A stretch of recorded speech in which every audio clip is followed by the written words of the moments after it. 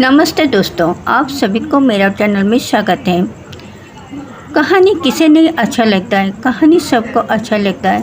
कहानी से बहुत कुछ सीखने को मिलता है, बहुत सिखाने को भी मिलता है, बहुत ज्ञान अर्जन होता है। तो उसी के ऊपर आज हम एक कहानी सुनाने जा रही हूँ, जो एक धार्मिक कहानी है, ब्राह्मण ब्राह्मणी और 7 कमरे की कहानी। तो चलिए शुरू करते हैं वो कहानी। कहानी आपको बहुत पसंद भी आएगी और कहानी से आपको बहुत सीख भी मिलेगी। तो चलिए बिना देर के शुरू करते हैं कहानी। ब्राह्मण ब्राह्मणी और 7 कमरे की कहानी। कार्तिक मास की कथा। एक नगर में एक ब्राह्मण और एक ब्राह्मणी रहते थे। वो रोजाना 7 कोस दूर गंगा स्नान करने जाते थे। इतनी दूर आने जाने से ब्राह्मणी थक जाती थी। एक दिन ब्राह्मणी कहने लगी, काश हमारे भी एक बेटा होता तो कितना अच्छा होता। बेटे की बहू आती और हम घर पर वापस जाने पर खाना बना हुआ मिलता और बहू घर का काम भी कर देती। ब्राह्मणी की बात सुनकर ब्राह्मण बोला, बात तो तू सही कह रही है। चल आज मैं तेरे लिए बहू ला देती हूँ।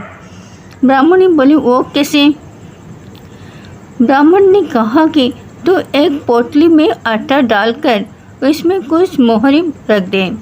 ब्राह्मण के कहे अनुसार ब्राह्मणी ने पोटली बांधकर दे दी।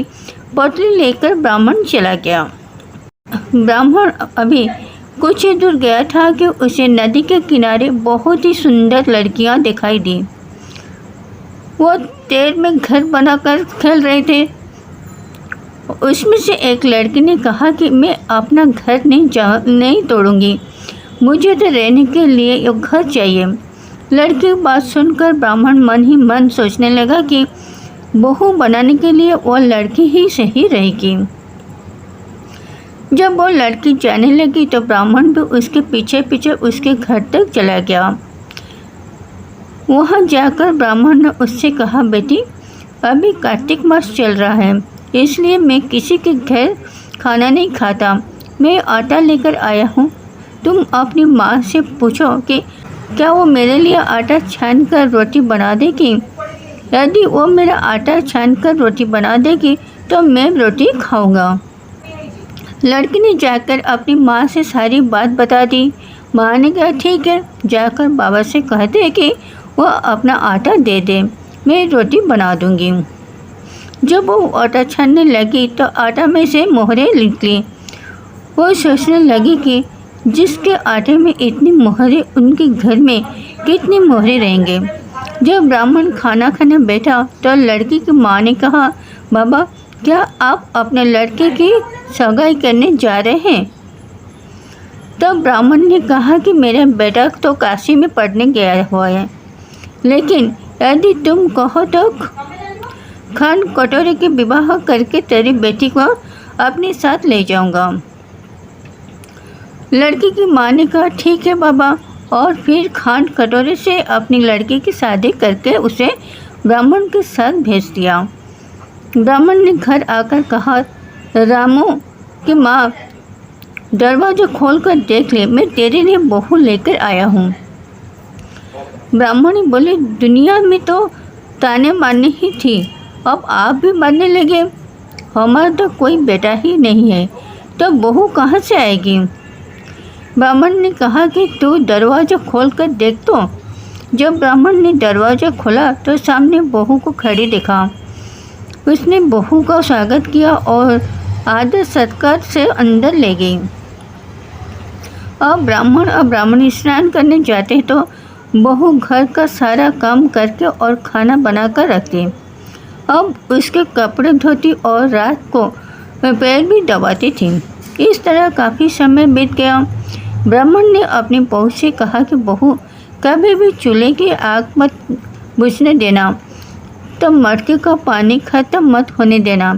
एक दिन चूल्हे की आग बुझ गई तो बहू भागे भागे अपनी पड़ोसन के पास गई और कहा कि मेरे चूल्हे की आग बुझ गई है, मुझे थोड़ी आग चाहिए। मेरे सास से सुबह 4 बजे से गए हुए हैं, वो थके हुए हैं, थके हारे आएंगे, इसलिए मुझे उनके लिए खाना बनाना है। तब पड़ोसन ने कहा कि तू तो बावली है, तुझे वो दोनों मिलकर पागल बना रहे हैं। इनके कोई बेटा नहीं है। बहू ने कहा, नहीं ऐसा मत बोलो, इनका बेटा तो बनारस काशी में पढ़ने गया हुआ है। तब पड़ोसन ने कहा कि वो तुझे झूठ बोल कर लाए हैं, इसका कोई बेटा नहीं है। अब बहू पड़ोसन की बातों में आ गई और कहने लगी कि अब आप ही बताओ मैं क्या करूं। पड़ोसन ने कहा कि करना क्या है, जो तुम्हारे सास ससुर लाए हैं। जब तुम्हारे सास ससुर आए, जली फूकी रोटियां और बिना नमक की दाल बनाकर देना। खीर का चश्मा डाल दे और दाल का चश्मा खीर में डाल दे। वो पड़ोसन की सारी सीख लेकर घर आ गई और जब उसके सास ससुर घर आए तो उसने ना तो उनका आदर सत्कार किया, ना ही उनके कपड़े धोए। जब उसने सास ससुर को खाना दिया तो सास बोली, बहू आज ये रोटियां जले फूकी क्यों है और दाल भी बिना नमक की है। तब बहू ने जवाब पलट कर जवाब दिया कि एक दिन ऐसा खाना खा लो तो कुछ बिगड़ नहीं जाएगा। सास ससुर को खरी खोटी सुनाकर वो फिर से पड़ोसन के पास गई और बोली कि अब आगे क्या करना है।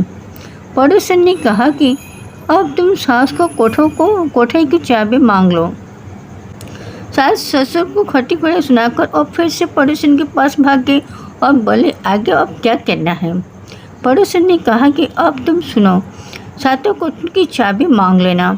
अगले दिन जब वो स्नान करने के लिए जाने लगे तो बहू अट गई और मुझे तो वो 7 कोठों की चाबी चाहिए। तब ससुर ने कहा कि इसे चाबी दे दो, आज नहीं तो कल इसे ही देना है। तब सास ने बहू को चाबी दे दी। सास ससुर जाने के बाद जब बहू दरवाजे खोले तो देखा कि किसी के अन्न भरा कि किसी के नाम धन भरा है और किसी को कोठे में बर्तन भरे पड़े हैं। जब उसने सबसे ऊपर का 7वां कोठा खोला तो देखा कि शिव जी, माता पार्वती, गणेश जी, लक्ष्मी जी और माता जी, पीपल, पृथ्वी, कार्तिक के पेड़ ठाकुर, राई, दामोदर, तुलसा जी का बिड़वा, गंगा, जमुना और 33 कोटि देवा देवी का विराजमान है। वहीं पर एक लड़का चंदन की चौकी पर बैठा माला जप रहा था। वह सब देखकर उसने लड़के से पूछा कि तू कौन है। तब लड़का बोला कि मैं तेरा पति हूँ, अभी दरवाज़ा बंद कर दे, जब मेरे माता पिता आएंगे तब दरवाज़ा खोलना। वह सब देखकर बहू बहुत खुश हुई और सोतल सुंदर वस्त्र पहनकर अपने सास ससुर की इज्जत करने लगी। उसने अपने सास ससुर के लिए अच्छे अच्छे पकवान बनाए। जब उसने सास ससुर घर पर आए, उसने उनका सादर संस्कार किया और प्रेम पूर्वक खाना खिलाया और पैर दबाने लगी। दबाते दबाते बहू ने कहा कि माँ, आप इतनी दूर गंगा जमुना स्नान करने के लिए क्यों जाते हैं? तो आप थक जाते, इसलिए आप घर पर ही स्नान क्यों नहीं करते? यह सुनकर कहने लगी कि बेटी, गंगा जमुना घर पर तो नहीं बहती है। यह सुनकर सास कहने लगी कि बेटी, गंगा जमुना घर पर तो नहीं बहती। तब उसने कहा कि माँ जी, बहती तो है, चलो मैं आपको दिखाती हूँ। जब बहू ने 7वां कोठा खोल कर दिखाया तो उसने शिव जी, पार्वती जी, गणेश जी, लक्ष्मी जी, पीपल, पृथ्वी, कार्तिक के ठाकुर, राई, दामोदर, तुलसी जी का बिड़वा और गंगा जमुना बहुत सारे 33 कोटि देवा देवता विराजमान है। वही चौकी पर बेटा एक लड़का बैठा जप कर रहा था। माँ ने कहा कि बेटा तू कौन है? लड़का बोला, माँ मैं तेरा बेटा हूँ। तब ब्राह्मण ने पूछा कि तू कहाँ से आया? लड़के ने जवाब दिया कि मुझे कार्तिक देवता ने भेजा है। ब्राह्मण ने कहा कि बेटा, यह दुनिया कैसे मानेगी कि तू मेरा बेटा है? ब्राह्मण ने कुछ विद्वान पंडितों की मदद मांगी। लड़के ने जवाब दिया कि मुझे कार्तिक देवता ने भेजा है। ब्राह्मण ने कहा कि बेटा, लड़के ने जवाब दिया कि मुझे कार्तिक देवता ने भेजा। ब्राह्मण ने कहा कि बेटा, यह दुनिया कैसे मानेगी कि तू मेरा बेटा है। ब्राह्मण ने कुछ विद्वान पंडित से मदद मांगी। पंडित ने कहा कि इस बार बहू बेटे खड़े हो जाए और इस बार ब्राह्मणी खड़े हो जाए। ब्राह्मण ने चमड़ी की अंगियाँ पहनी हो और छाती में से दूध की धार निकलकर बेटे के दाढ़ी मूछ भिगे और पावन पानी से गंजोड़ बांधे, तो मानो कि वो बुढ़िया का ही बेटा है। उसने ऐसा ही किया। चमड़ी की अंगियाँ फट गई और छाती में से दूध की धारा निकलकर बेटे की दाढ़ी मूछ भीग गई। पवन पानी से बहू बेटे का गंजोड़ बन गया। कार्तिक के ठाकुर जैसे ब्राह्मणी को बहू बेटा दिया है, वैसे ही सबको देना। कार्तिक मास की कथा कहने, सुनने और हुंकारा भरने वाले सब पर कृपा करना।